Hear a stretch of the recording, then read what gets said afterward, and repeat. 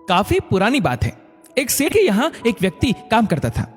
सेठ उस व्यक्ति पर बहुत विश्वास करता था। जो भी जरूरी काम हो, सेठ हमेशा उसी व्यक्ति से ही कहता था। वो व्यक्ति भगवान का बहुत बड़ा भक्त था। वह सदा भगवान के चिंतन, भजन, सत्संग आदि का लाभ लेता रहता था।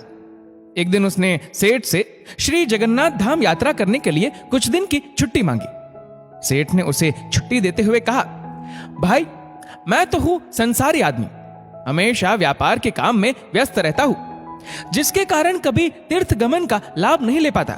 तुम जा ही रहे हो तो ये लो 100 रुपए मेरी ओर से श्री जगन्नाथ प्रभु के चरणों में समर्पित कर देना। भक्त सेठ से 100 रुपए लेकर श्री जगन्नाथ धाम यात्रा पर निकल गया। कई दिन की पैदल यात्रा करने के बाद वह श्री जगन्नाथपुरी पहुंचा। मंदिर की ओर प्रस्थान करते समय उसने रास्ते में देखा कि बहुत सारे संत भक्तजन हरे नाम संकीर्तन बड़ी मस्ती में कर रहे हैं। सभी की आंखों से अश्रुधारा बह रही है। जोर जोर से हरि बोल गूंज रहा है। संकीर्तन में बहुत आनंद आ रहा था। भक्त भी वहीं रुककर हरि नाम संकीर्तन का आनंद लेने लगा। फिर उसने देखा कि संकीर्तन करने वाले भक्तजन इतनी देर से संकीर्तन करने के कारण उनके होंठ सूखे हुए हैं। वह दिखने में कुछ भूखे भी प्रतीत हो रहे हैं। उसने सोचा, क्यों ना सेठ के 100 रुपए से इन भक्तों को भोजन करा दूं। उसने उन सभी को उन 100 रुपए में से भोजन की व्यवस्था कर दी।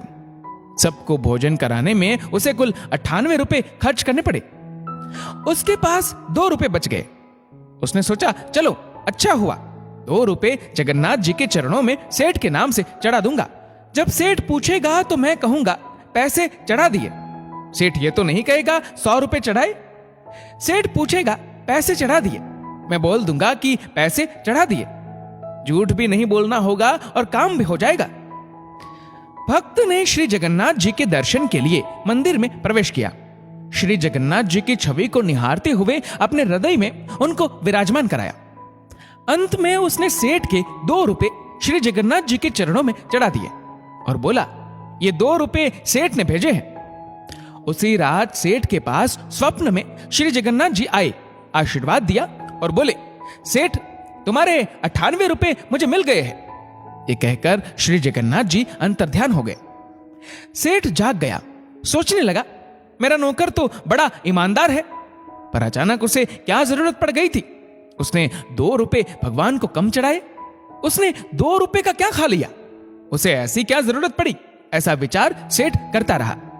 काफी दिन बीतने के बाद भक्त वापस आया और सेठ के पास पहुंचा। सेठ ने कहा कि मेरे पैसे जगन्नाथ जी को चढ़ा दिए थे। भक्त बोला, हाँ, मैंने पैसे चढ़ा दिए। सेठ ने कहा, पर तुमने 98 रुपए क्यों चढ़ाए?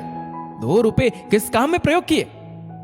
तब भक्त ने सारी बात बताई कि उसने 98 रुपए से संतों को भोजन करा दिया था और ठाकुर जी को सिर्फ 2 रुपए चढ़ाए थे। सेठ सारी बात समझ गया। वह बड़ा खुश हुआ तथा भक्त के चरणों में गिर पड़ा और बोला, तुम धन्य हो, तुम्हारी वजह से मुझे श्री जगन्नाथ जी के दर्शन यहीं बैठे बैठे हो गए। भगवान को चढ़ावे की जरूरत नहीं होती। सच्चे मन से किसी जरूरतमंद की जरूरत को पूरा कर देना भी भगवान को भेंट चढ़ाने से भी कहीं ज्यादा अच्छा होता है। हम उस परमात्मा को क्या दे सकते हैं जिसके दर पर हम ही भिखारी है। दोस्तों, इस वीडियो को लेकर आपकी क्या राय है, नीचे कमेंट करके